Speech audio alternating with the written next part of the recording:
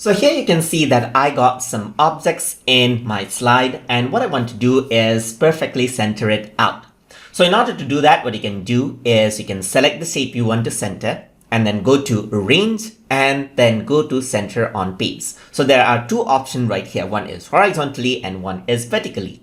So if I were to click on horizontally, you can see that it centers out the object horizontally. But if I were to go over here, and if I were to click on Center on Page and click on vertically, you can see that it centers the object out vertically. If I were to go over here and then click on Arrange, click on Center on Page horizontally and Center on Page vertically, then it perfectly centers that out, as you can see right there. So I'm just going to go around right here and do the same. So I'm just going to go around and I'm going to go to Arrange and then I'm going to say Center and Page. I'm just going to say horizontally, so it centers that out, and I'm going to keep it somewhere here. Go on into Tools, not Tools, but in Arrange, Center on Page vertically, and you can see that this has been vertically centered, this is horizontally centered, this one is centered both horizontally and vertically, as you can see right there.